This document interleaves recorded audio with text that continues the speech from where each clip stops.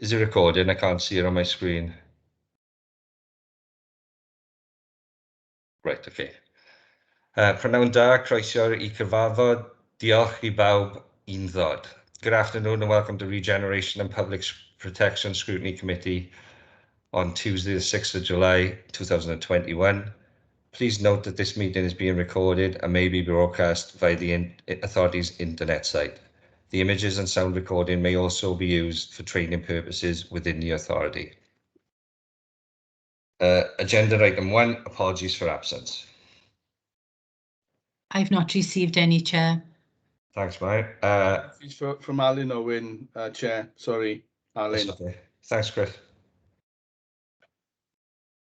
Agenda item 2, declarations of interest. Does anybody have any? No. Okay. Agenda item 3, update from the South Wales Police. I'd just like to introduce Chief Inspector Naomi Drew, Inspector Mike Ruddell, and Inspector Mark Saunders. Over to you, Naomi. I don't know who's going to deliver. Thank you very much, Chair. And can I say thank you to you all for the invitation to attend this meeting. This is the first opportunity myself, Mike and Mark have had to attend a scrutiny panel like this. I would ask for please a little latitude as we're not altogether sure what's required from us. Just by way of introduction, I'm the Chief Inspector for Community Safety Partnerships for Cwmtaf Morgannwg. Inspector Mike Ruddell is my deputy and is the inspector specifically for the Merthyr sectors and has the in-depth knowledge around those areas. And Inspector Mark Saunders, who's also joined us, works in the Public Service Centre. And I understand there's some concerns around the 101 system and the ability to contact and report to us. So that's why I've asked Mark to come along as well. I'd like to start then by asking Inspector Mike Ruddell to provide an overview, mainly in respect of where we are with certain antisocial behaviour issues that have been affecting the town ward, and updates on progress that we've made to date, if that's in order with you, Chair. That's great, thank you.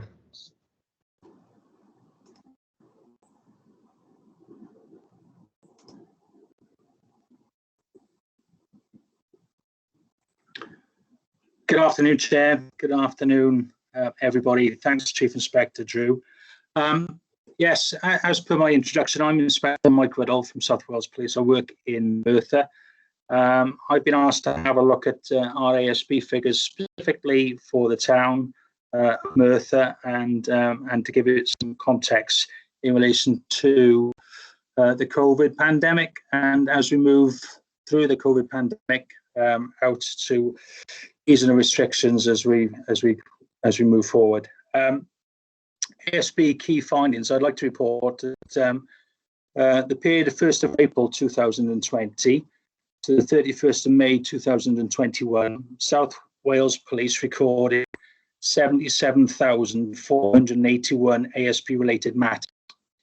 If we break that down, Middle Morgan BCU, which comprises Cwmtaf Morgannwg, as far reaches down to Porthcawl and all the way up to Merthyr.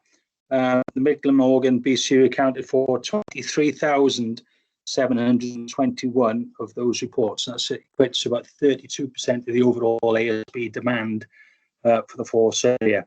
If we break that down further, Merthyr Tydfil Police and Sector accounted for 3,686, approximately 15% of those BCU reports. And the ward itself, Merthyr Town Centre Ward, account for 685, 90% of the reports were within the sector. Merthyr Tydfil Town Centre, we had about, we received force-wide and accounted for 3% of all recorded ASB across the BCU.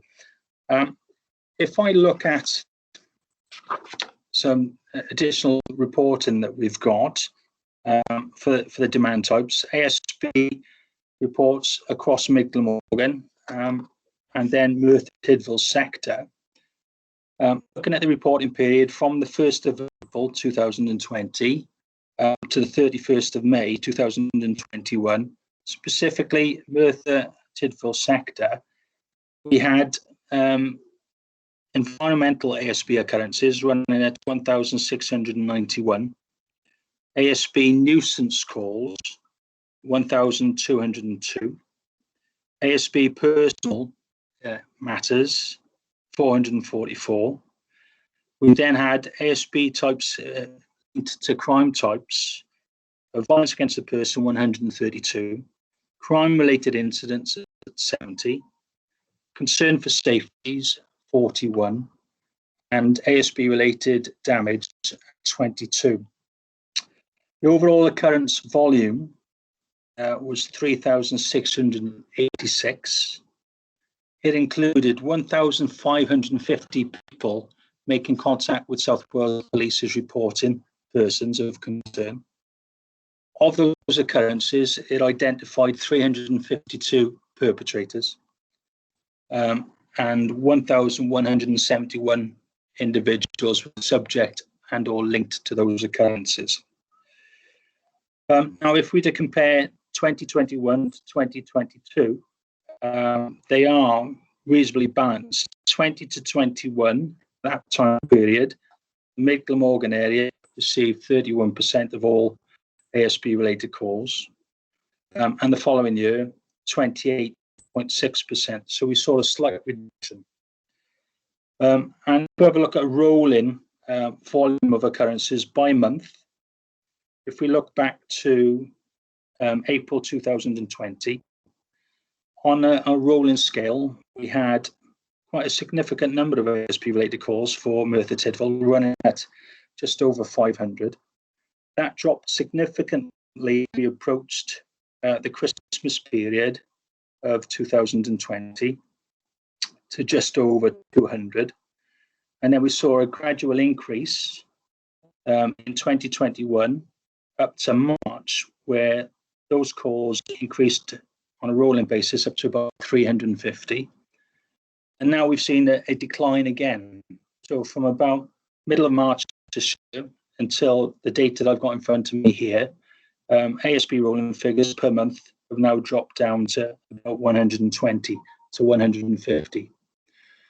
And it's quite clear from looking at the data, the significant element of the ASB demand that we saw across Merthyr and Merthyr Town was environmental ASB categories, COVID-related breaches, and as a result, we were then able to work with the local authorities and design a new team of joint enforcement teams, JET, where we pooled a number of resources together from both the local authority and from our own police resources, and we were able to specifically allocate those individuals, work as teams, to go forward and try and drive down the ASB-related demand that we were seeing across the borough at that time. Excuse me. I'd like to talk briefly about where we see the demand over a 7-day period.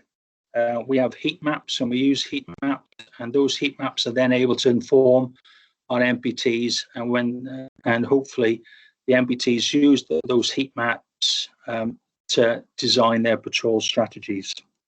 It probably comes as no surprise that we tend to see the biggest demand on the weekends, and hours between 13 to 1400 hours on a daily basis, all the way up to about 22 to 2300 hours.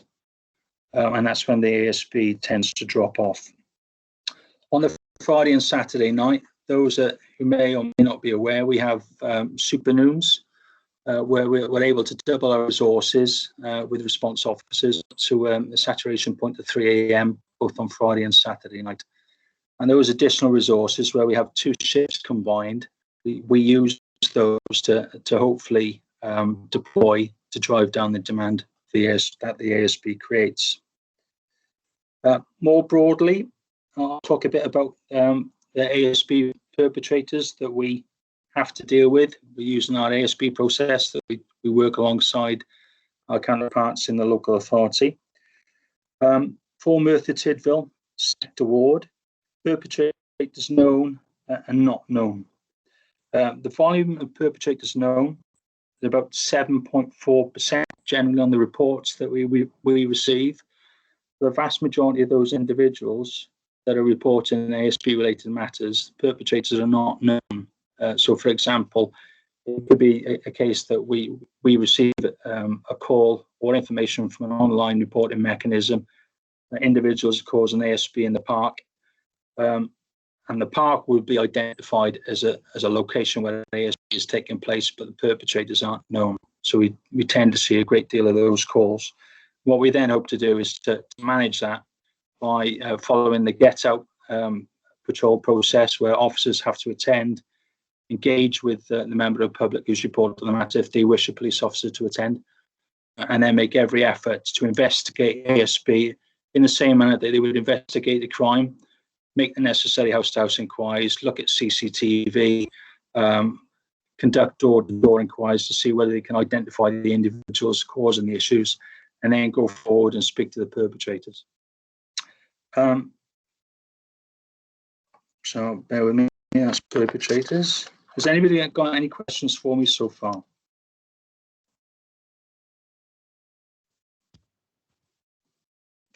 Does it look like at the moment?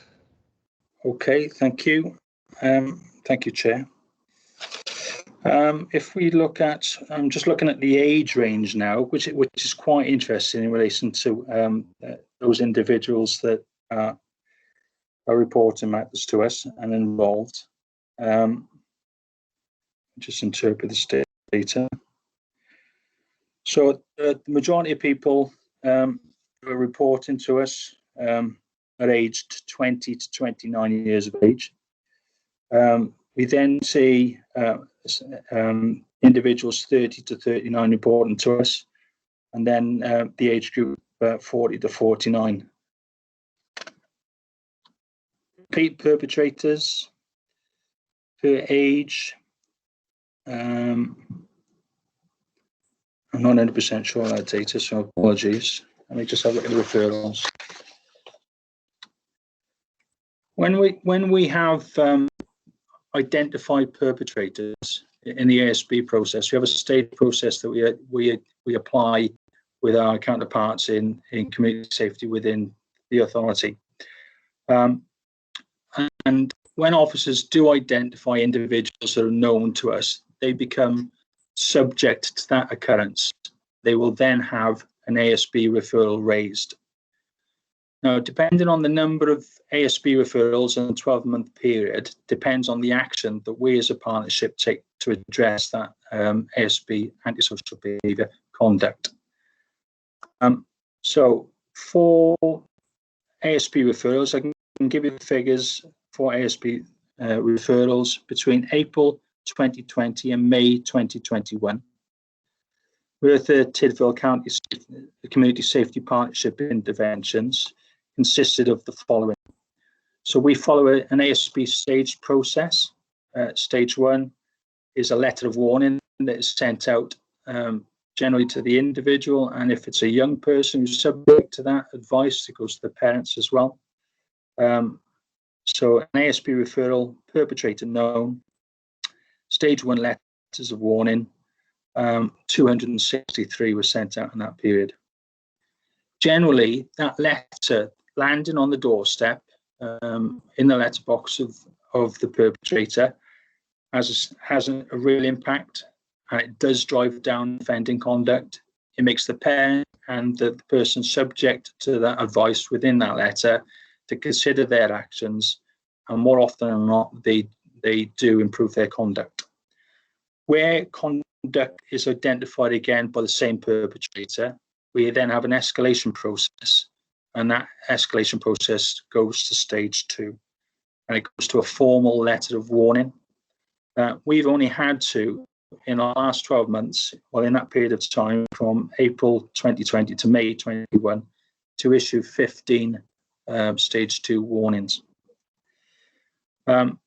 If those warnings are then escalated and the offending conduct continues, we then go to stage 3, and that stage 3 is we then meet with the family, meet with the offender, and have a meeting. We put support services in place, and we try to agree acceptable behaviour orders or contracts with that individual to manage that person's behaviour, realise their errors of their way, and we go forward from there.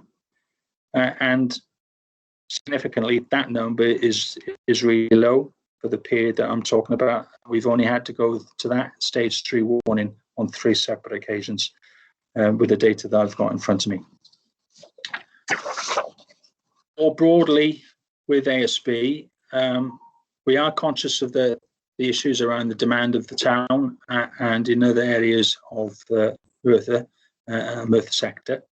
We're focused on ASB in relation to off-road bikes, trying to deliver a policy working with our operational support services, where we can more often deploy drones, aerial assets that can support us in the fight against identifying those who do cause upset and annoyance to residents and risk to residents in the Merthyr town area. There is we have a technical capability around quad bikes. There are 2 quad bikes now have been purchased, but we're just having to write the health and safety and standard operating procedure policy to deploy those assets. So over time, we will have additional tools in our toolbox to fight those issues and make things better for the residents within Merthyr town. Safer Streets has come online. I'm sure you've all heard and seen the development of the spend of that, almost £500,000 in Merthyr town ward over the last 12 months. We've just delivered the rollout of the alley gates. CCTV infrastructure is as best as it's ever been within the ward area. ANPR cameras uplift on the points of entrance and egress out of the town. CCTV mobile deployable capability will come online. The help points in the town centre will come online with the Overwatch capability. So we've got a lot of tools in the toolbox, which will, over time, I hope, make things better for councillors and residents and people who are visiting the town going forward.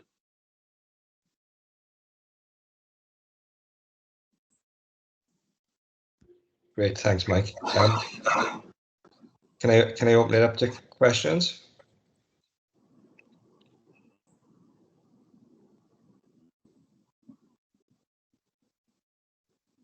Right, John, you got a question?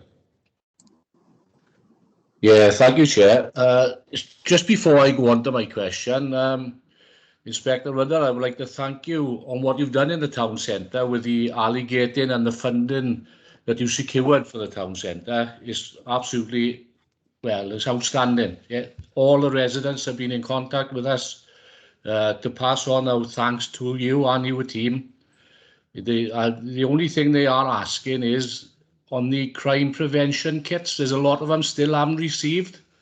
So I was wondering, because there was a backlog with that, if I remember speaking to Mike Perry, I think I spoke to, and he said they were waiting for them to come in. I wonder if you had any update on that, please, for me at the moment. Yeah, of course, Councillor. Unfortunately, we are where we are with the burglary reduction kits. I was able to secure enough funding to target key addresses in the Merthyr town ward. Having analysed, crime prevention and burglary data, I was able to identify a spine of residents who would benefit from that target hardening, in addition to the selected DNA product that we're trying to roll out to 3,500 residents in the town ward. We've delivered on that project in as much as we've addressed and delivered those crime prevention packs to the areas within the town ward that analysis and research indicated needed them the most. And because we only had finite spend capacity, I wasn't unfortunately able to issue them to every resident within the town ward. So we have delivered on that. What I will say is that still sat in my office, I have other assets, doorbells, remote doorbells, which have a feed to the resident's mobile phone. They are very popular, and I've also got a number of CCTV camera systems. They're only small numbers, 20 to 25. And the process that I've adopted to make sure we deliver those to the right people who need them the most is that we will routinely review crime data in part as part of our burglary strategy. And where we see repeat victims or vulnerable victims, we will pass that technical capability to that resident. And that sits with John Duckham and his problem-solving group process. So that's also available for discussion with partners who sit on the PSG, which is a monthly process where we discuss the demand across the sector and who needs intervention from partners. What I will say is that the money is available for the town ward and town ward residents only. That's how we run it. So, but councillor, if you have concern of a resident that you think would benefit from this CCTV support, please send me an email. I can consider it, and if they're resident within the town ward, we can go forward and install. Lovely. Thank you, Inspector, for that. Thank you very much. No problem, Tom. Do you have any more questions, John? I'll leave somebody else go because it's on other issues then, Lee, so... Yeah, no problem. Geraint, do you want to come in? Yeah, thanks, Chair. Thanks, Mike, as well for the presentation. The question I've got is in relation to the new bus station. You know, obviously there's a massive investment now gone into the town centre with the bus station, and you know the Safer Streets money that's come in as well to make Merthyr a safer and a more welcoming environment for people to come to the town for obviously for a day and nighttime economy. So the question I've got for you is, when are the police going to be moving into the new bus station, and where does this fit in your strategic thinking and planning for the antisocial behaviour in the town? Yeah, okay. Thanks, Councillor, for the question. Yeah, the bus depot, the new building structure there is fantastic. It's really, really impressive. It's got great CCTV coverage, and it's only going to be you know, a great asset for the residents that visit and work here. Mike, can you just from there, please? So, thank you. I understand from having spoken to the business manager, Tessa Long, last week, they were looking to occupy the bus depot middle of August. I think it's around 13th, 14th, 15th of August. We're looking to get our front desk staff down there. Front desk staff will be online at the same hours as they work here at the Bridewell. So they'll cover 7 days a week.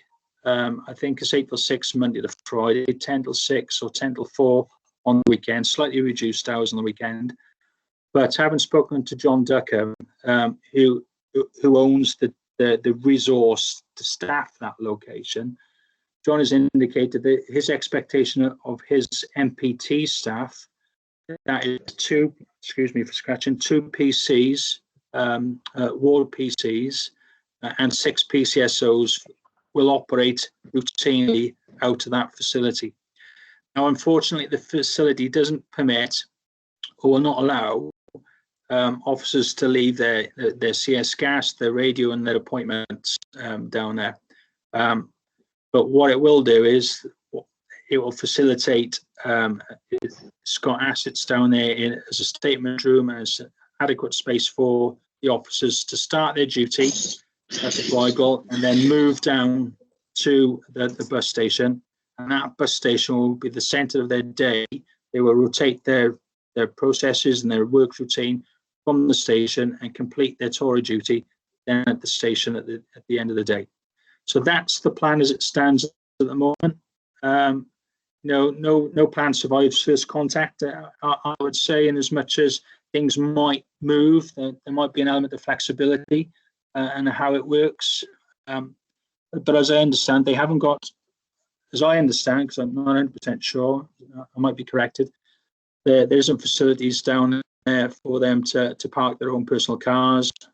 So they will leave the cars here and then pick up their appointments and then walk down and complete their duty for the majority of the time. And that's what it's about. It's having the visibility on the town. It's one of the other issues that we've been successful in achieving specifically for Merthyr Town, and you'll see it realised in the next 2 to 3 weeks, is the mobile drop box police station that we'll be able to place in the centre of town and other risk areas within Merthyr Town, and we'll have officers deploying from that facility. So it's a really good place to be, Merthyr Town.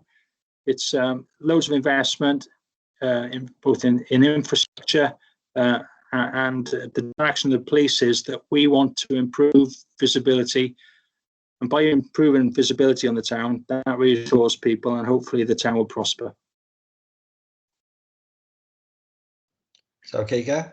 Anything else? Oh, fantastic! That's real positive news. Great.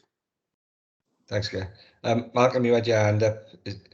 Put it down. Yeah, my question was about the bus station as well, Chair. Oh, okay. I've got other questions relating to 101, but we'll come back to them later, no doubt. Well, thanks. Naomi, do you want to come in? Thank you. Just to clarify, I received news as I was literally coming into this meeting, just to confirm that we will officially be opening in the bus station on Monday, the 16th of August. That's been confirmed to me this afternoon. Brilliant. Thank you. Any other questions?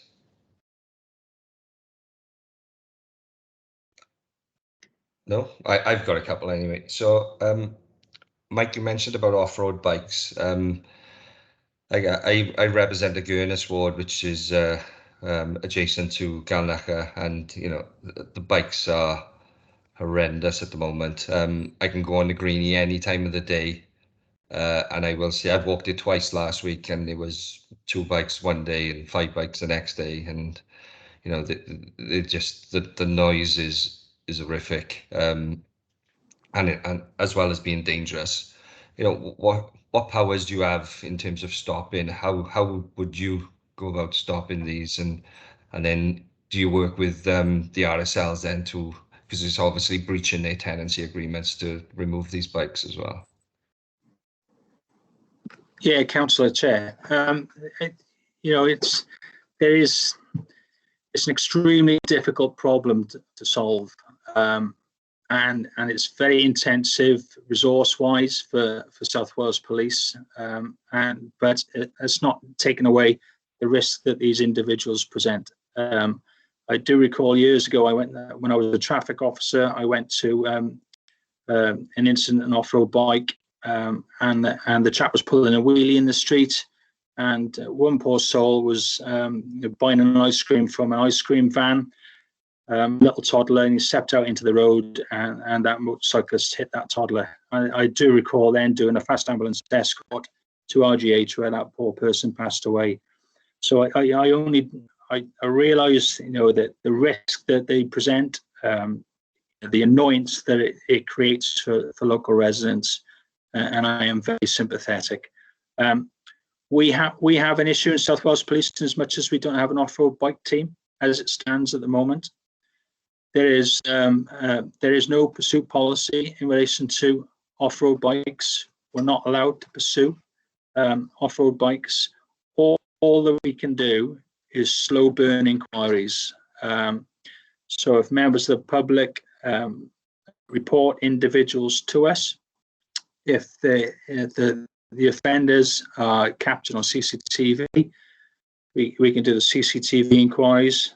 Sometimes individuals are wearing helmets, sometimes they're not. Sometimes the bikes have got registration plates, sometimes they haven't. And I really do appreciate your point, in as much as we do need to work with registered social landlords to invoke tenancy agreements. And it's something that is discussed on PSGs regularly. We have Operation Cranbrook, and Operation Cranbrook aims to have a strategic direction to target hotspot locations. Now, we've got a huge geographical area as a CSP responsible not only for Merthyr, but for the Rhondda, the Cynon Valley, for Bridgend, and down to Porthcawl. The issues are prevalent everywhere on Friday, Saturday, and Sundays when there's good weather, and we're also facing a demand around grass fire when the weather is dry and the grass is fine. Grass is dry, so we've got competing demands on our time. What we have instructed, I've done an education piece to all our IMPTs, because it's not just my issue, CSP, to deliver on this issue. It's response to deliver on it. It's the MPTs, it's the PCSOs, housing providers, and CSP local authority to work together to try to identify individuals who are causing a menace. And Cranbrook has that strategy in place. So we have a master occurrence, which allows me and my senior staff, my sergeants, to review occurrences which are routinely reported. We review those on a weekly basis. We make sure that any evidential opportunities are exploited to the fullest, and where we are able to identify those who are committing offences, we will use the weight of the law to do so. Most recently, we had a joint partnership operation using drones, Natural Resources Wales, I think it was on the 13th of June over in the Rhondda, where we were able to seize bikes and report offenders. We need the local community to help us. We need the local community to report matters to us and to identify those who are creating havoc. One of the assets which will be available to us, already mentioned, is the Dropbox. We aim to put our MPTs and our PCSOs with that Dropbox facility out into those locations. We've asked the authorities to fence off the greenie. The authorities haven't got the money to do that. So how do we corral motorcyclists who are making off from us? We can't pursue them. There isn't a pursuit policy. So we need to identify them by slow time means. It's not that we're not interested in trying to pursue those and take the bikes from individuals. It's not, but our hands are tied in many, many ways. So we have a strategy in place. Going forward, we're looking for funding streams to improve our capability to respond with local assets. And what I'm not sure if you are aware of this, but Ryan Evans was also able to secure and purchase a drone for the CSP within the local authority. So he's got a drone license and he can support MPT activity himself. So the local authority can support, he can put their drone up and hopefully assist with evidential capture and or deter individuals from those areas. But it's a problem that isn't going to go away. It's an ongoing focus and a demand. It's discussed at the local authority briefing levels quite regularly with senior officers and senior people within the authority. So we are always focused upon it. And that's how we measure it at this moment. So I hope that answers your questions. Okay, thanks, Mike. Naomi, would you like to come in there? Yes, lovely, thank you. Really just to build a little on what Mike has just said in terms of our strategic plans for the BCU as a whole. We're very much concentrating on building that that complete picture of problem areas and hotspots, which we're looking to do, combining data from ourselves, from the local authority and from Natural Resources Wales. We're certainly looking at, as much as possible, being very intel-led, targeting those offenders that are known to us and which are identified to us. We're very much looking for the proactive side of things where we can. Mike has highlighted that there are limitations to what we can do, but we are very much focused on proactive operations and patrols. We're trying to do them on a monthly or bi-monthly basis, depending on the conditions, the intel. But there are a lot of plans in place at the moment. We are looking to use force assets as well, not just relying on what we have available to us in the BCU. And we're very much looking at our social media campaigning around it as well. That, as we all know, can be very divisive on time. So we are very mindful of the messaging we put out, because you tend to split it into two camps. Those who are very much for enforcement work, and others who perhaps feel that it's not the best use of, partners' times. But having said that, we are receiving some very good feedback at the moment, and it's a perennial issue, but one that is very well recognised both at the BCU and the force level. So it's not something that will be taken off our agenda, and we'll continue to do what we can to address this, working with our partners. Thank you. Tony, do you have a question? Yeah, the question is, good afternoon, Superintendent, Chief Superintendent. My question is, I was in the impression, I can't really think where it came from at the moment, and I think it, in the impression, we're going to employ a number of people back on the motorbikes, which used to be years ago. But I know that in David Powers, especially in Powers, they maintain the system on the bikes. I was in the impression, and you just said now that it's not. So I'm trying to wrap my brain where it came from, to be honest with you, that we were going to have a joint effort with Rhondda Cynon Taf and Merthyr Tydfil to get the people back on the bikes, because other than that, what a job to try and catch people. Very, very difficult. But on a bike, and I remember one man was on a bike, a good personal friend of mine, and he'd get his man, I'm telling you now, he would get him. So the information I received, but now I've been told no, so I'm a bit disappointed, to be honest with you. Thank you very much. Thank you. You are right. It has certainly been tabled at the PSB meeting. It's I think a paper was presented in respect of that option. It's still very much under consideration. There's so many aspects to look at.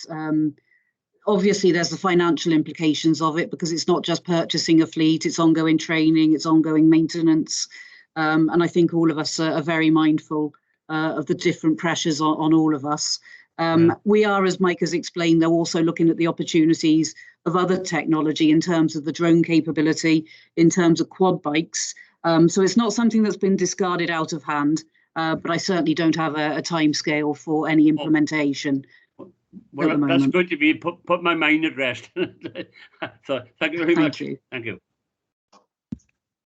Thank you. Kev, do you have a question? Yeah, thanks, Lee. As Lee's local councillor in the Gurness ward, I'm local councillor for the Galnacha ward, so the same, absolutely share the same concerns as Lee. As we have exactly the same problem here.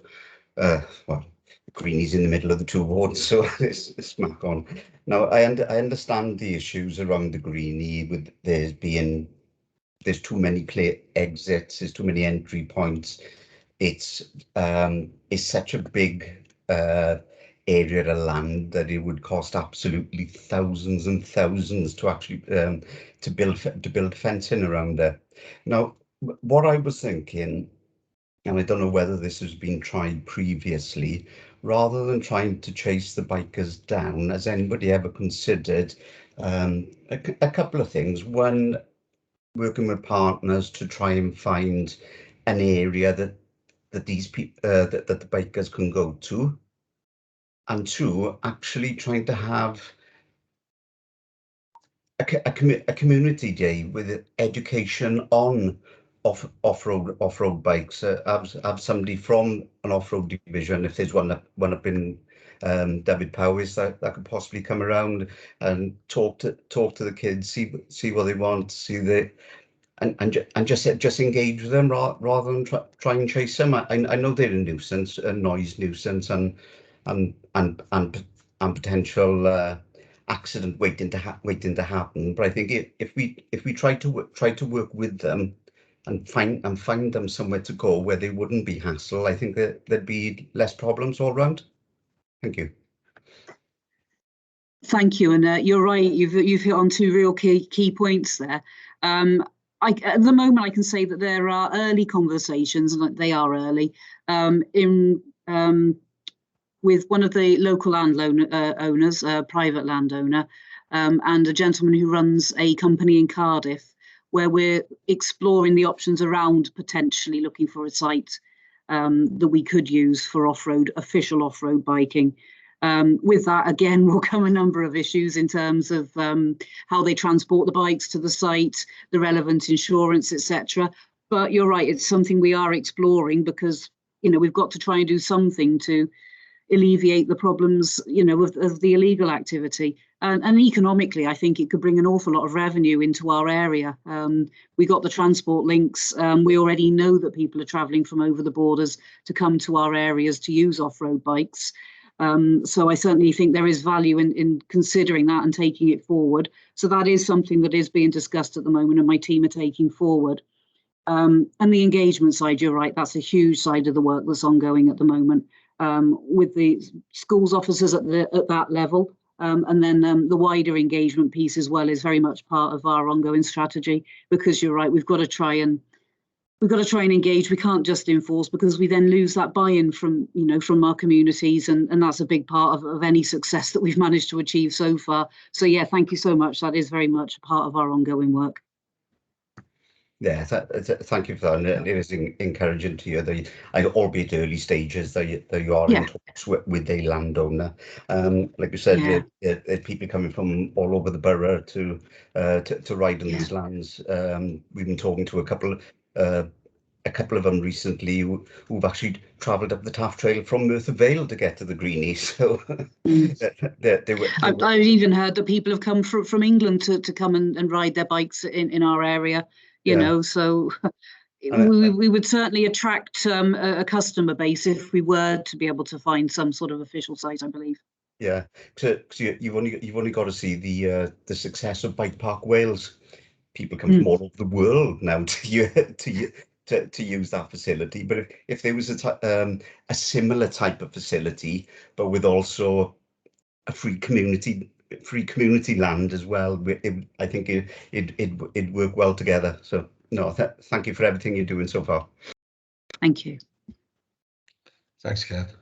Yeah, following on from Kevin said, and you Naomi, I have concerns. Some of the people who are traveling around our communities on bikes, that they wouldn't attend a purpose-built park. It's quite expensive, and they're on different bikes. When I was in the Greenie last week, it was a group of 7 men with a couple of children, and they were taking in turns just to go around the park, the site.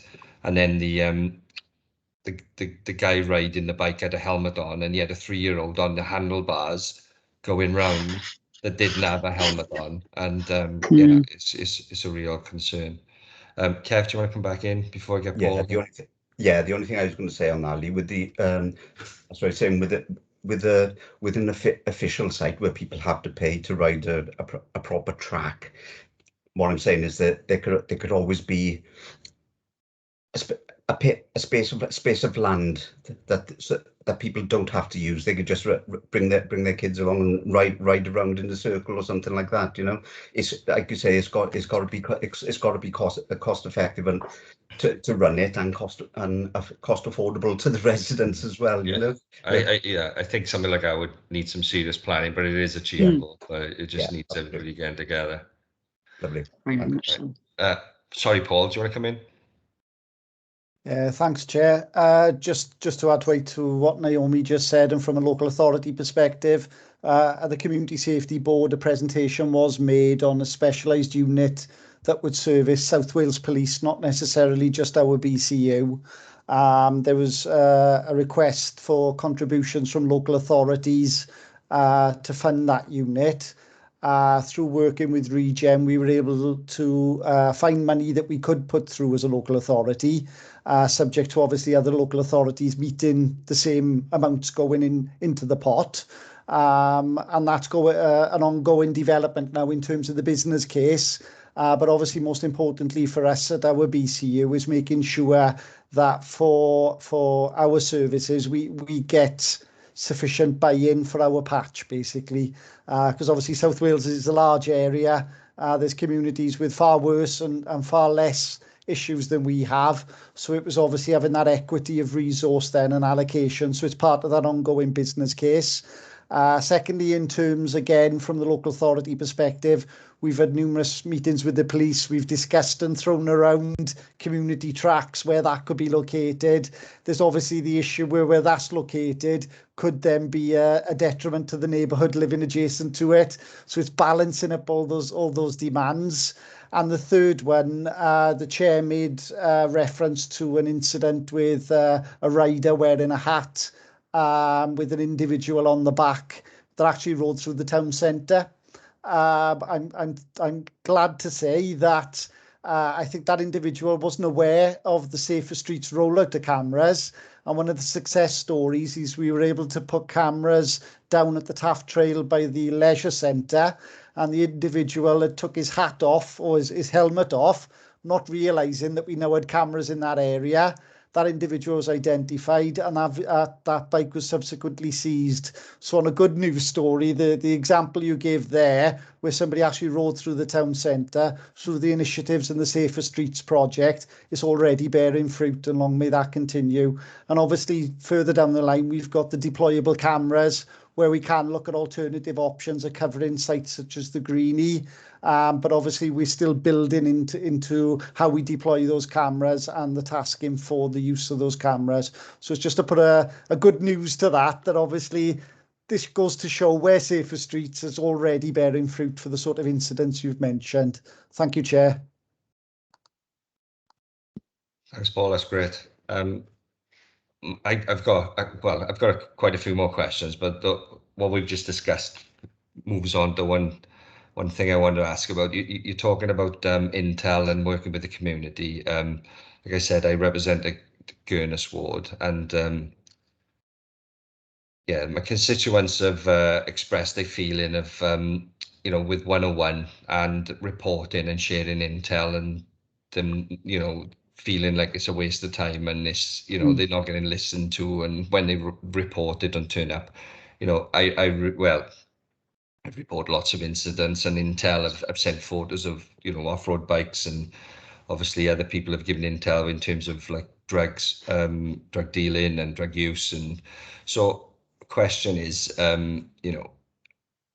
what happens once the intel gets passed on? Because like I'm aware of some intel where like a taxi had delivered a person for dealing drugs, and the same vehicle again within an 8-month space is doing exactly the same. So I just wondered how that intel gets worked with, and what's the process, and does that make sense? Yeah, very much. Whenever intel is received, it will always be reviewed and it will be graded. And that will be in terms of if we know who the source is. Sometimes, obviously, we receive anonymous information, and we have to go through a grading system which is set against a matrix. A lot of the time, community information is sent out to our local MPTs so that they can try and develop that within the community.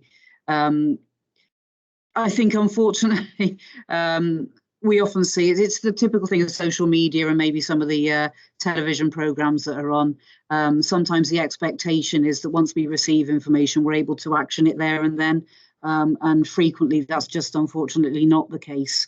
And to be able to satisfy the need to either obtain a warrant or to take that forward, we do need a bigger intelligence picture around that.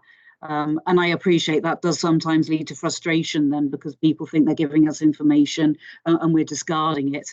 And that's absolutely not the case. But I do understand that perception then coming back from the people who are trying to, report and make their communities better. Yeah, I think there's some way to go to get communities back on board in terms of, accessing 101 and reporting. I know Mike gave lots of figures earlier, but the truth is those stats are probably far higher where the people are not reporting.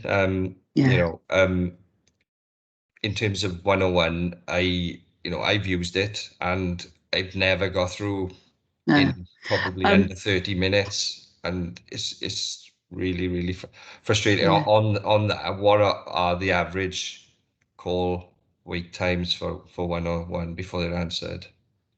If I may, Chair, this would be a good time to ask my colleague Mark Saunders to come in from the Public Service Centre. Thank you. Yeah, no worries. Can everyone hear me all right? Yeah. Quality. Oh, no worries.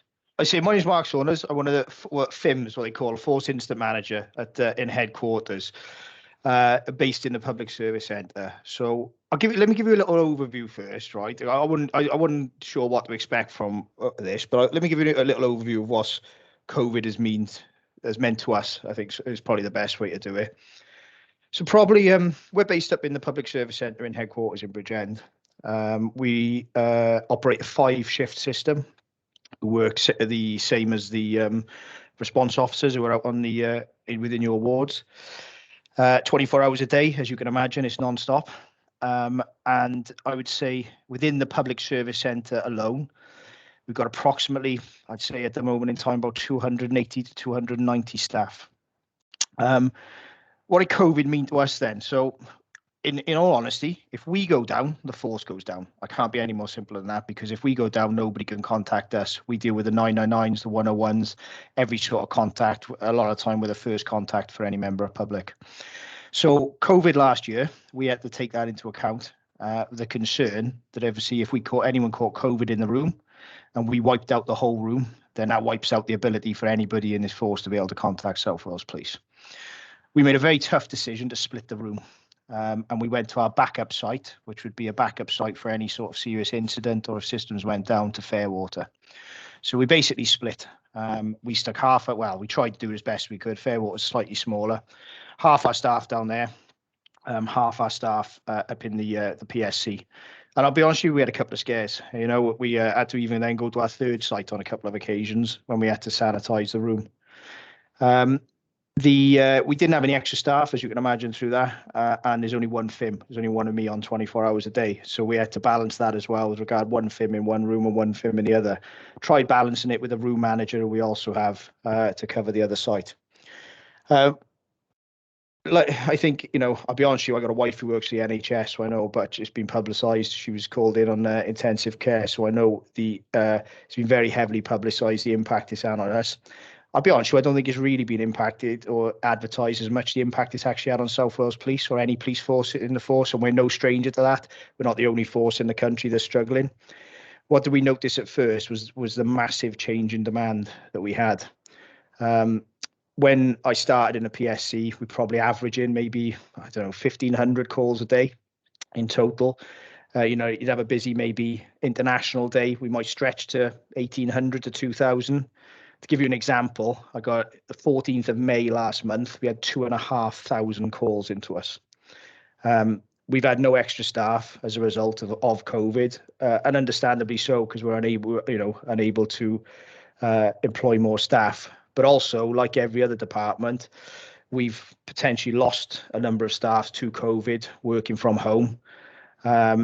Like anyone else, COVID reactions, any scares, one person catches it, we're potentially wiping out 2 or 3 people. We've tried our best to adapt with working from home. However, it's also not practical, a lot of the things that we do to be able to get to do from home. 999s is an example. If I could give it an example, as I said, Chief Inspector Drew will know, as a part of a force incident manager, I manage firearms incidents for the whole force. I got to think of the welfare of my staff, and I can't have potentially a person who's working at home in a house on their own taking a call, which is potentially quite a serious threat to life with regard the someone potentially with a knife, because we can't offer them any support and guidance with regard that to assist us. So yeah, it's not going to lie, it's been a difficult year. Something has changed recently, and this is something we are trying to adapt to.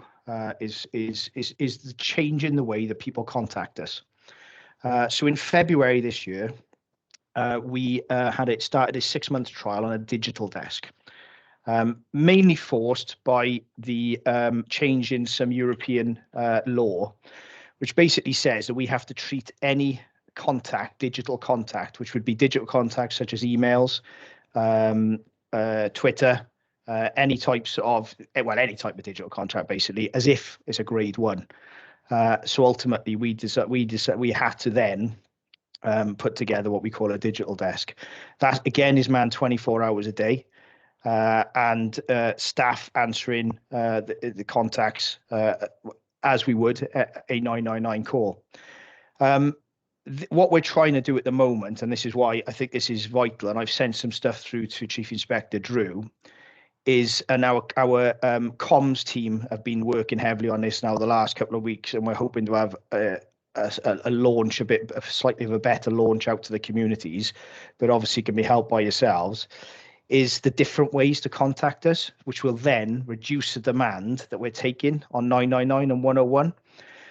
We've got we have a Twitter account, we have email addresses, we've got a thing called Single Online Homes on our website.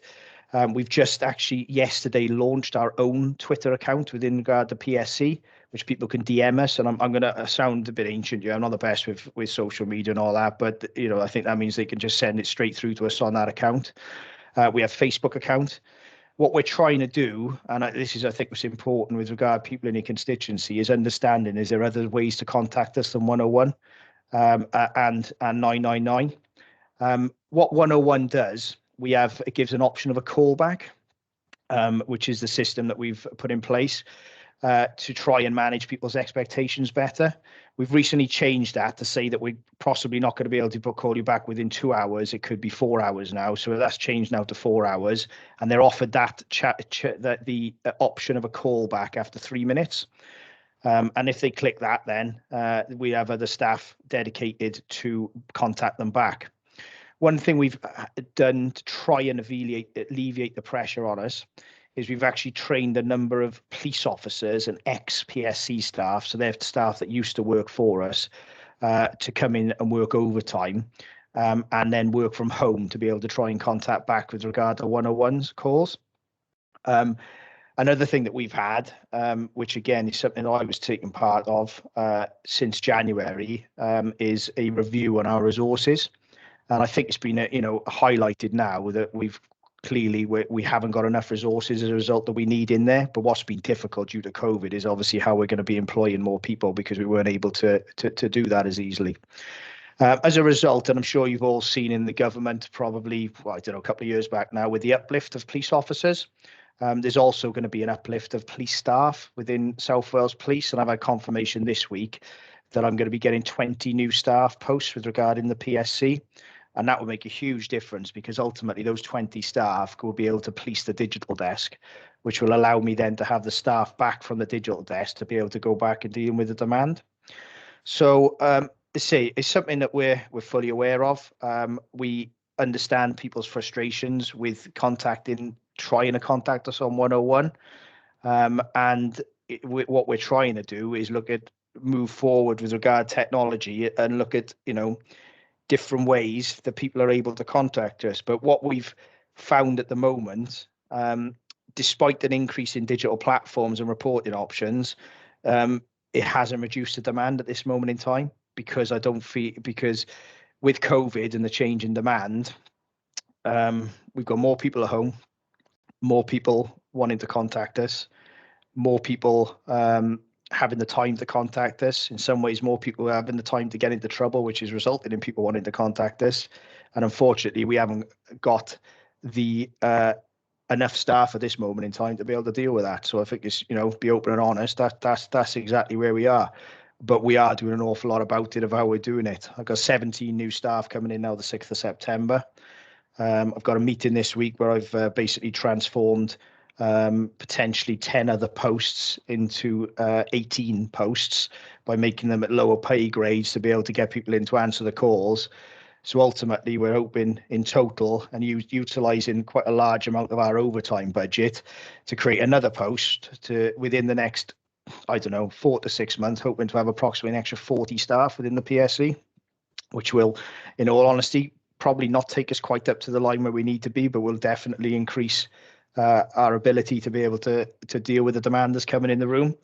I know you mentioned then about received what type of call. So I'll give you an overview. I printed some stuff off because our systems went down. So I'm going to just give you a bit of an overview. So for May this year, we had 20,999 calls. Out of those, We answered 97.8% of them, and the average wait time was 11 seconds. The non-emergency 101 calls, this is on the English line now, because we also have a Welsh line as well, because we have Welsh speakers within in the public service centre as well. We had 38,715 calls. 69% of them were answered at first contact, and then 16.9% were callback with callbacks. As an overall answer rate of 85.9% for the month of May.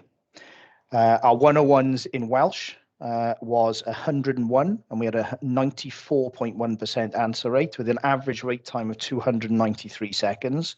And apologies, just to let you know, sorry, the average wait time of your English calls was 282 seconds. Blue light calls is another means that we have as well. This is how the ambulance service, and not the fire service, because they sit about 3 meters to the left of me when I'm as a FIM, contact us. We had 3,333 calls, and we answer them at 83.83% rate in 23 seconds, because the blue light calls will also take priority over 101 calls due to the nature of the emergency. So to give an example then of the May time, we had 62,561 ways of contact, 5,250 emails, and 3,422 social media posts. So as I said, the busy day on that particular day, that month was the 14th of May in particular, where we had in total 2,492 calls to the public service centre. As I said, I've worked New Year's Eve, I've worked a number of busy shifts, and I've internationals, I probably don't get that amount of calls.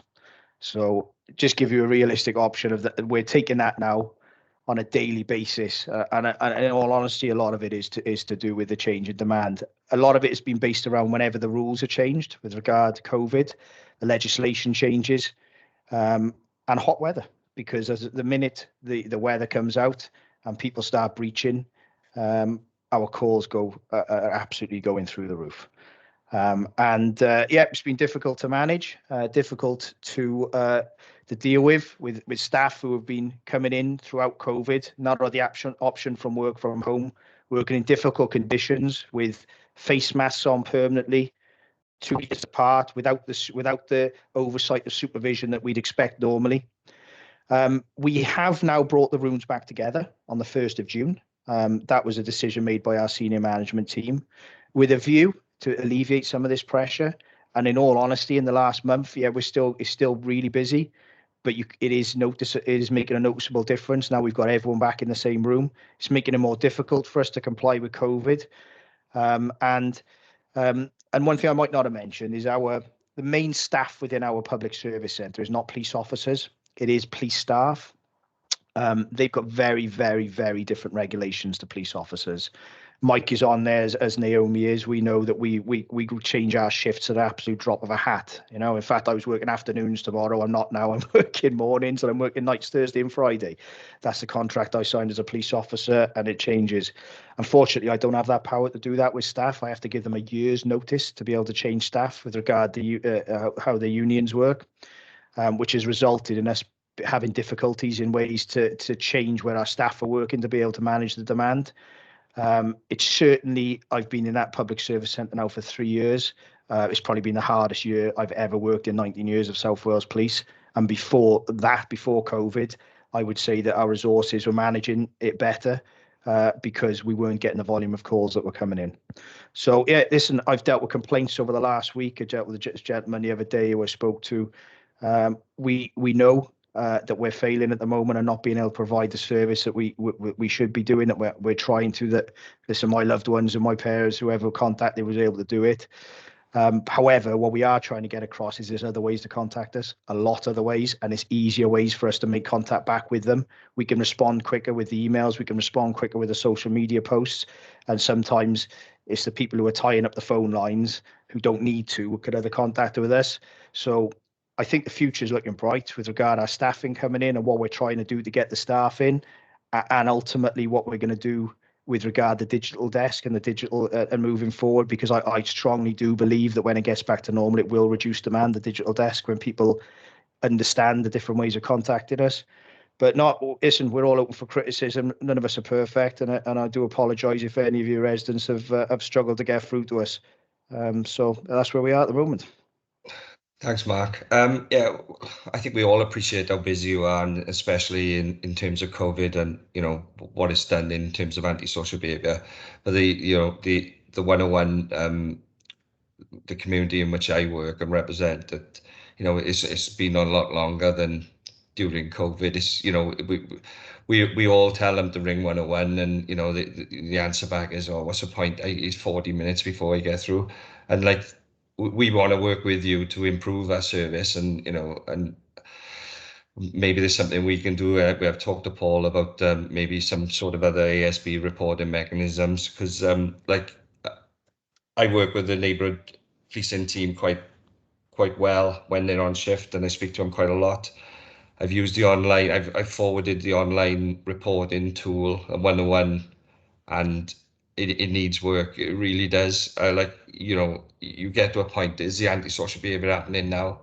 Yes, ring 101 or 999, and I'm like, oh God, it's you know, we're in modern technology now. There's got, you know, it's got to be easier than Yeah, that. well, that's a national tool, that is. So we didn't have any control with regard how that was built. We've obviously had every force has to have that.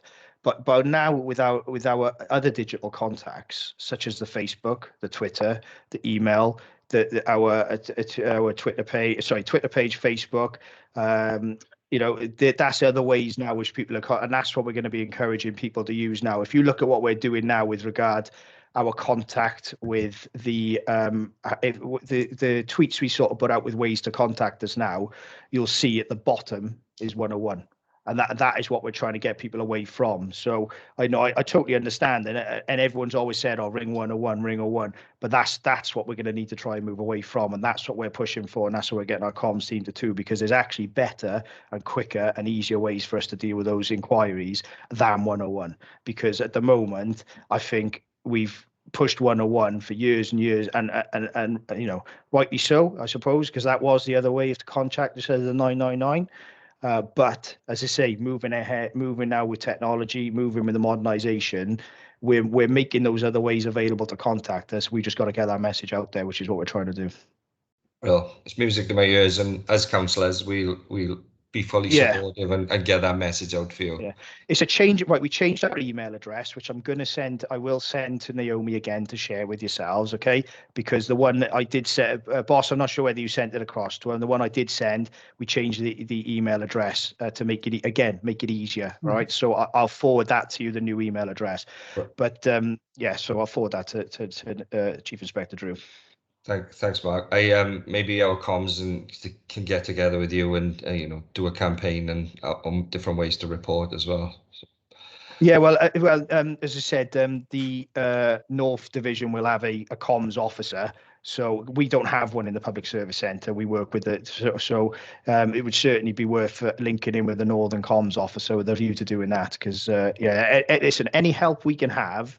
One thing I was quite pleased about this today was the opportunity to get across the other ways to contact us, because, you know, we've been, you know, potentially getting posters, which could, you know, I live in Cardiff, you know, as you can probably tell by my accent, but you've got the Llanedin, Llanishen hub, you know, the police station's right above, you know, the poster just going downstairs. The amount of people asking to see who's going to do it is unbelievable, and that's what we just need to keep pushing. Thank you. Malcolm, you're next. Yeah, thank you, Chair.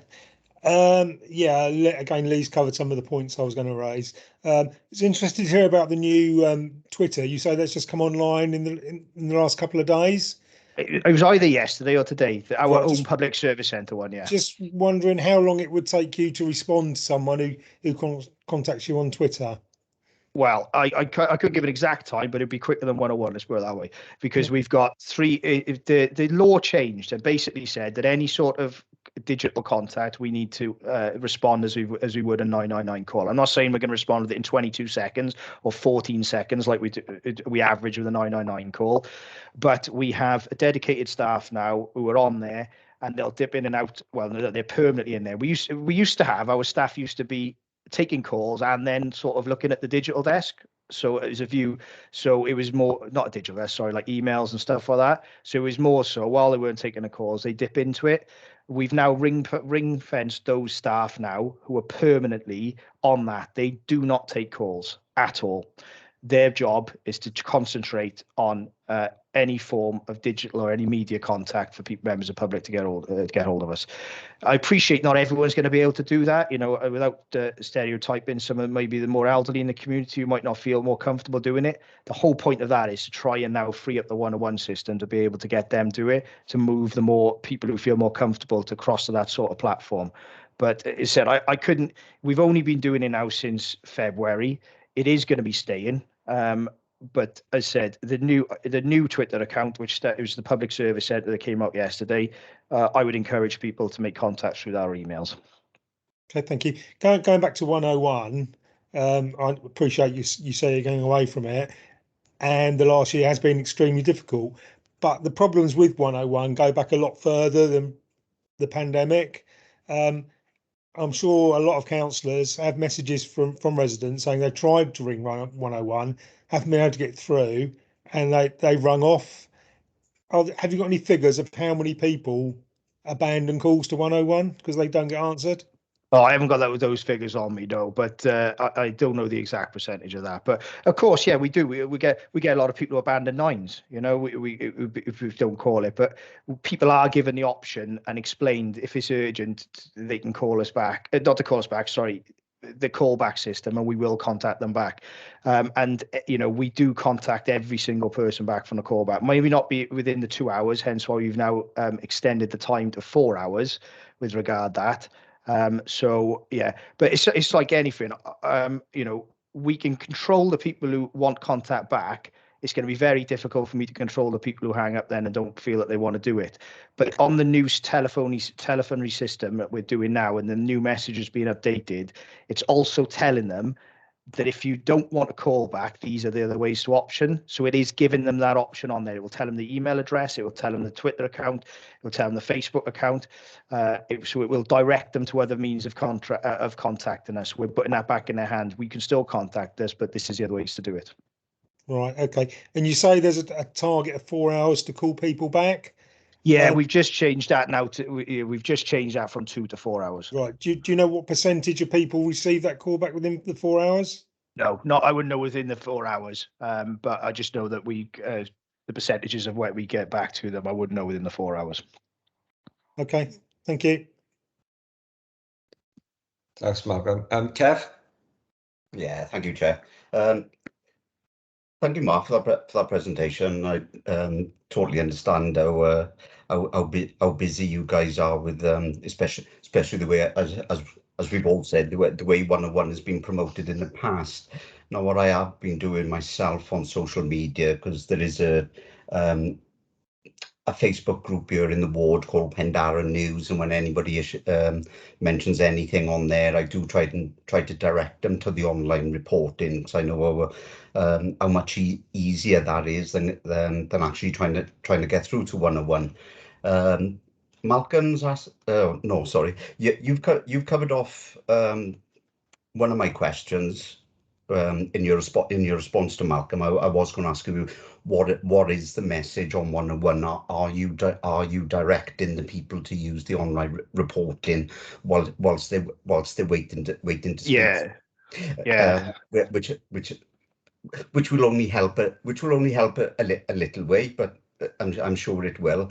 The other thing I was going to ask, I don't know how difficult it is for you guys to implement. Would it be worth putting in what number caller they are in the wait? Oh, that's do you know what, you've just hit the nail on the head. That's something that's actually covered in as well within the next day or so. Yeah, it's just something we've asked about for a while as well, because I I like that. I rang our IT the system this morning. I was 32 in the queue, so I hung up. But no, I totally agree with you. I think that's an absolutely fantastic way of doing it, you know, because it does give someone the idea then of where they are and whether they're prepared to wait. So no, that is something that is. I heard my superintendent mention that this morning. That is something that we're going to be putting on there. Another thing we're doing as well is. We talk about putting it on 99 on the call about the ways to contact us. I'm not going to lie, I've been quite envious of Gwent, right? Okay, I please don't say that outside this room. But they've got some fantastic comms work around what some of responses that they do on Twitter as well, with regard how busy periods, then a message will go out on Facebook, Twitter.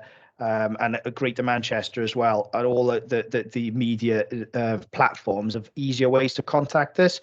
So at the moment, our comms team are now linking in with Gwent, which turns out to be an ex-South Wales comms officer actually who's working for Gwent, with a view to us either rebranding with them a similar brand, because their catch line, I quite like their catch line which they're using, or we're going to design our own one to do that. So again, during busy times, we can our digital desk will have access to them, and we'll be able to just send that message out to let people know how busy we are and the other ways to contact us.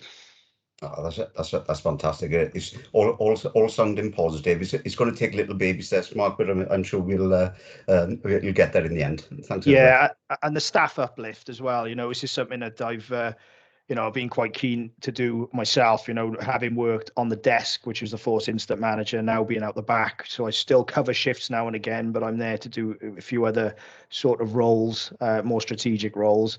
I'm really looking forward to implement some of the changes we're doing. I've got a big meeting this week now with our HR department, when I think they're going to have a bit of a shock with how much posts I believe I've created out of some money for them to go and do some work and get me some more staff.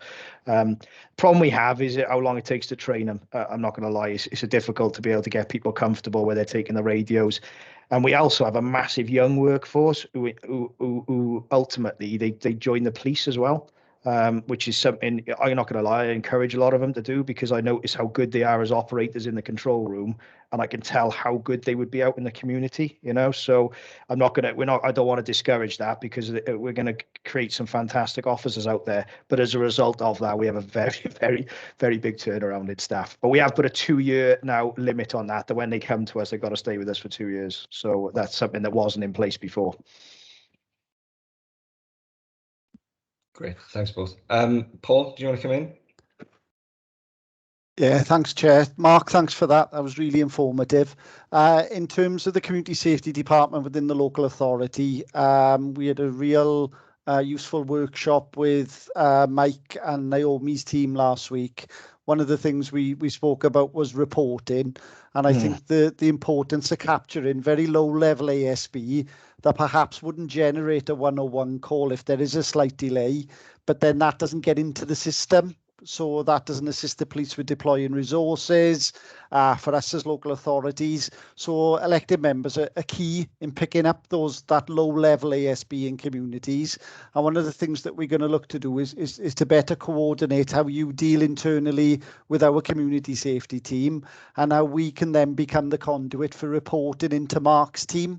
So again, what we can discuss working with Mark down the line is even if we mass drop, for instance, electronically, anything that comes through elected members, and we can get it into the system via Mark's team, and we'll become the conduit for that low-level ASB reporting. Obviously, some ASB doesn't need a call out there and then, but it's a slow drip effect that affects communities, and it's important that we capture those. So that's going to be a work in progress on how internally we deal with elected members, how we can make it slicker for you to report into us, and then we'll take on the role as reporter into South Wales Police. So that's a work ongoing, and obviously we'll come back to elected members with updates as well as scrutiny. That's great, thanks, Paul. I know we've discussed it previously as well, but you get lots of videos and photos, and they're quite high file sizes, and you've got to send them around. I have the same problem within the local authority, and you only can send 10 megabits or whatever, and discuss with Paul about maybe some ways about being able to get that information to you as well. So maybe we'll have that conversation another time as well. Has anybody else got any questions? No. Any? Kevin? Was that comment? There's a comment actually, Chair. All right, well, we'll go on to comments then. Go on. Just coming back in on. Oh God, see, you've talked to me now. It's gone out of my mind. No, it doesn't matter. It'll come back. Just another thing I point out as well. I know Mike was mentioned earlier on about your scramblers issues. So as a force incident manager as well, that's something that wouldn't necessarily come to us, but when you're talking about pursuit of motorbikes, yeah, unfortunately the policy, and I'm pursuit trained in the sense of I can authorise pursuits, like I authorise firearms incidents, when I say authorise firearms to kit up. When it comes to motorbikes, there's a lot of concern around us chasing them with regard to threat and the concern, as you're saying, going to put the members of public at risk. We only tend, I think, in the 3 years I've done it, I think I've been involved in one chase where I've authorised the pursuit of a bike based on the fact that the person had recently stabbed someone, basically, because then it was a result of, I had to weigh that to the fact that they potentially could do it to someone else, and that outweighed the risk on them at the time. So no, I do get your frustration for now, but one thing he did mention is these drones that we've got.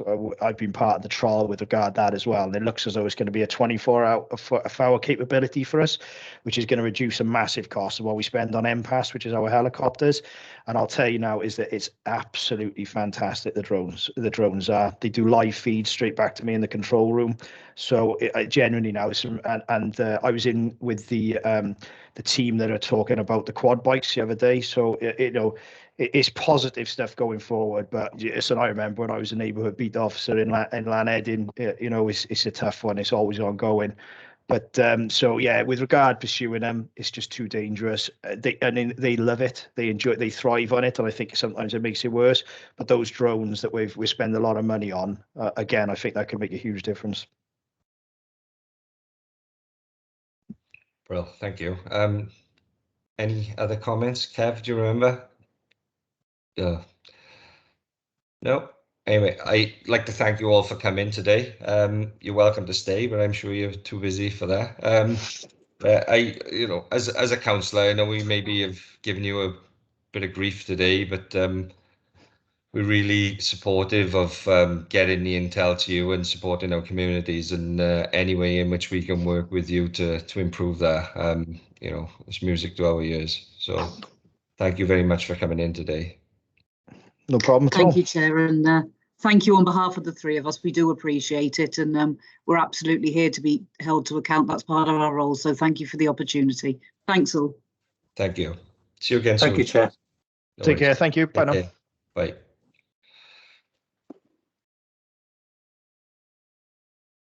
Right then, moving on.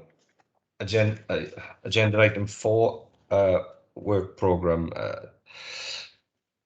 I got a request to make if possible. I'm away in November the 2nd. I've checked with Democratic Services to see if you're in agreement if we can change it to November the 16th. I don't know if anybody's got any reservations regarding that. Is that okay? Yeah. It's okay with me, Chair. Thank you. Okay, bro. In our next, I think 21st of September is our next meeting. What do we got? We've only got one agenda item. The identified issues arising from the result of the end of the EU funding. Has everybody had a look at the new cabinet forward work plan? Is there anything on there you'd like to include during that meeting? Anything? I've got one suggestion. There's the This goes to Cabinet on the 8th of September. It's the UK Community Renewal Fund. I just wondered, Chris, is that something that we could bring in there? You can give us an update on the applications. Yeah, we could do. Hopefully by then we'll know whether we have been successful or not. As you know, this assessment process is July, August, so they're telling us. So Well, if we don't know by then, we're in a yeah. bit of trouble. Well, by then we should have implemented half the money, so Yeah. and spent it. Yeah. So yeah, that's fine, Leslie. Yeah, brilliant. Is that okay with everyone? Yeah. The next one, the one I've asked to move, is the housing and homelessness report. Myself and Maria have been meeting with Andrew about carrying out the co-production sessions. Still waiting for an answer in terms of paying for the sessions. So Anne's away at the moment. So I'm just going to suggest pushing that one back. I don't know, Chris, if this is okay with you. Pushing that back to December and bringing December's forward, which is the implications of the end of the EU funding. Is that something or not?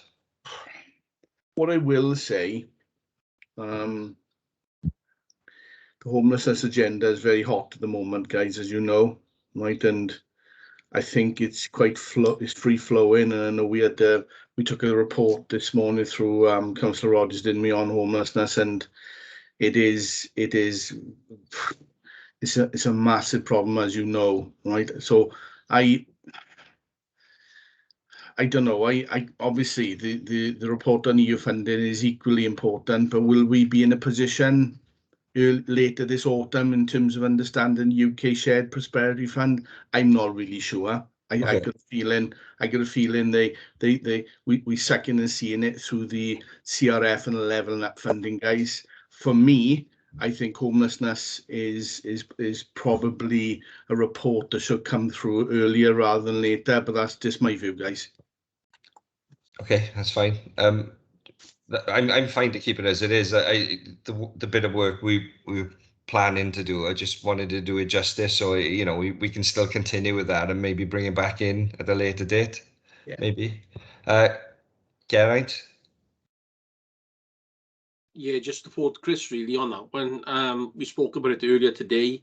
Because some big issues coming up. We don't know how long the Welsh Government are going to keep the hardship fund running for, because that at the moment is scheduled to end in September. So, you know, I think it's something that we need to bring back quite early. And I think if we can do anything further, perhaps in the last quarter of the year, again, with our RSL partners, etc., you know, we'll do it then. But I think it needs to be on the agenda, because I think we all agree this is one of the biggest issues that we've got in the council at the moment. Yeah, I fully agree. I appreciate that. I just, you know, the bit of work we wanted to do, I just wanted to do it justice. Yeah, that's fine. I agree. Kev? Yeah, I was only going to suggest what you actually come up with, Chair, that perhaps they bring what they got to the November meeting. We can have a debate there and see where we are, and then if there's any future update, it should be probably just a quick one in the meeting after, if that's okay. Yeah. I've got one other thing, Chair. There's a question for Chris. Now, I'm going to be quite cryptic on this one, Chris. The discussion we had in the Economic Recovery Board regarding bringing projects to the table, would we be able to do that here? We've now completed that exercise. So we now have projects in tabular format, both strategic and quite detailed. It just depends on the sequence of where we take the agenda at ER, Economic Recovery Board, through to Cabinet, through to SLT, through to scrutiny, and I haven't quite worked that one out in my mind. Okay. If I'm honest, I think it should come here, right? Yeah. And I think members then should scrutinise a project or a suite of them just to get underneath the detail. But because we haven't presented it to the members of the Economic Recovery Board yet, perhaps we should have that conversation, Kev, at that meeting, just for me to tee up, what that autumn winter programme looks like. But you're right, absolutely. It should come to scrutiny. A member should then, have a look at the forward plan, and then, as I say, pick a couple of projects and get under the detail of it, really. But you're right, but it's just I haven't worked out the sequence. Yeah, okay, no problem. Thanks, Chris.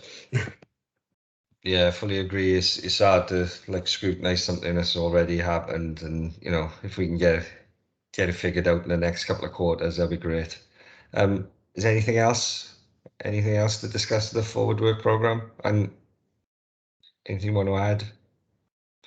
So we'll go with the CRF one for September. In September, then we'll discuss something else that maybe from the new forward work program that can come in then. Is that okay? Yeah. All right. Agenda item 5, scrutiny referrals, feedback and follow-up actions. I don't have any. Maria? None from me, Chair.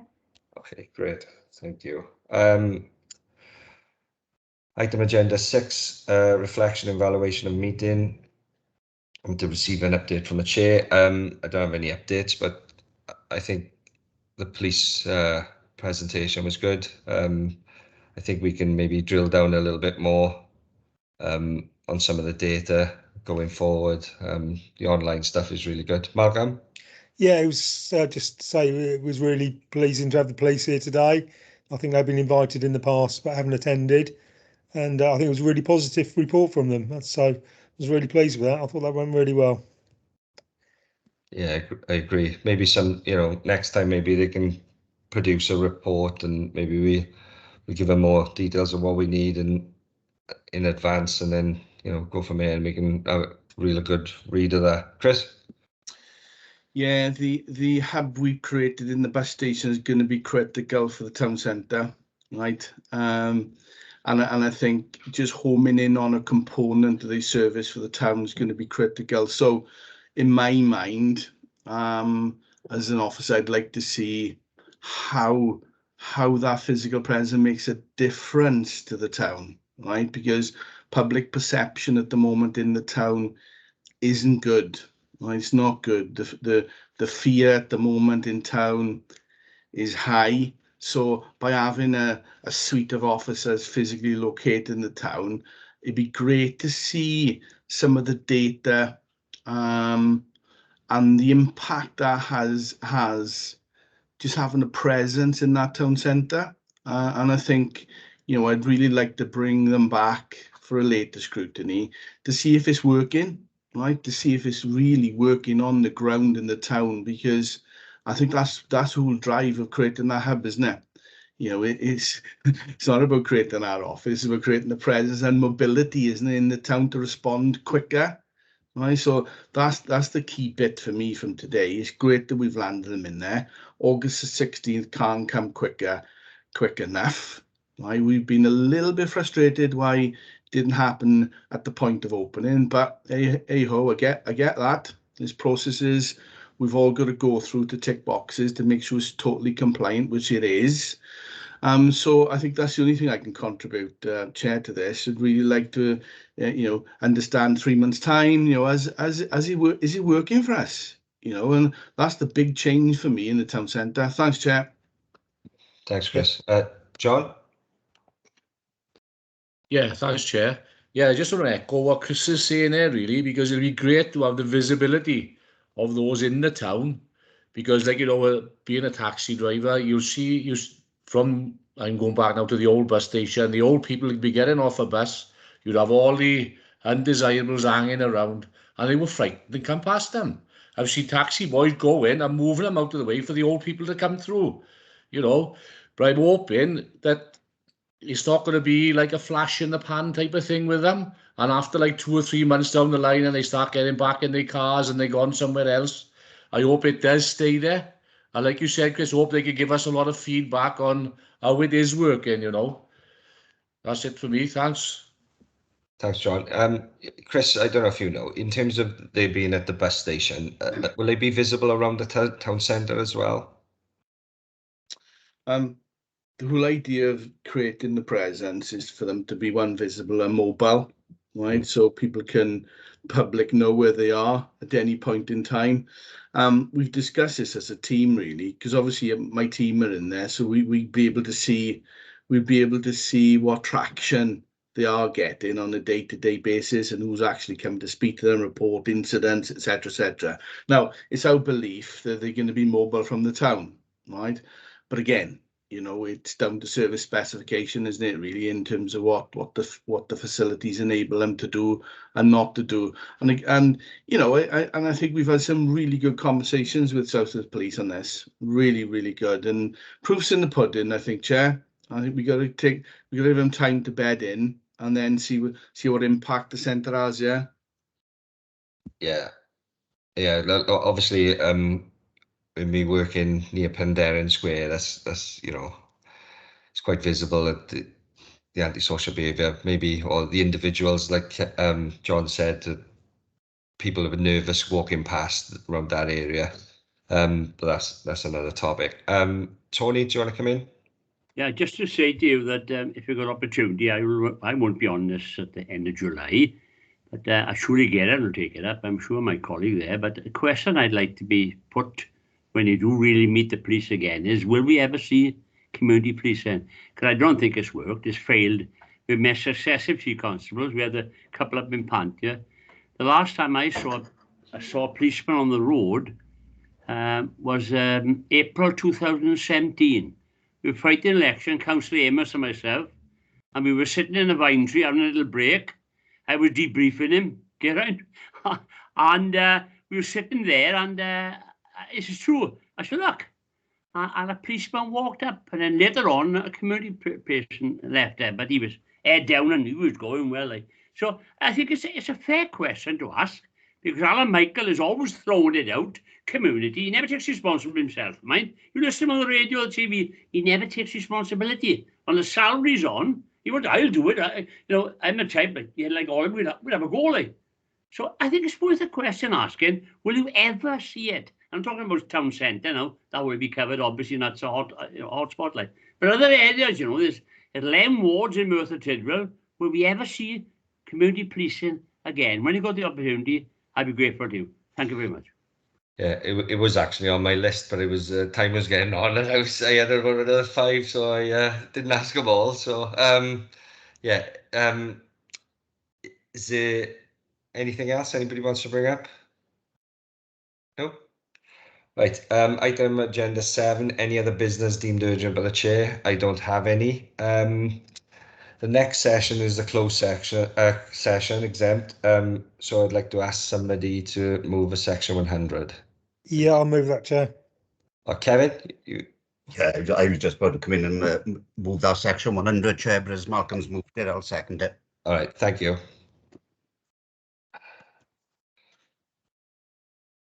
Mair, Can we just take a vote, Chair, that we're all agreed? Oh yeah, sorry. Is everybody in agreement? Yeah, raise your hands, please.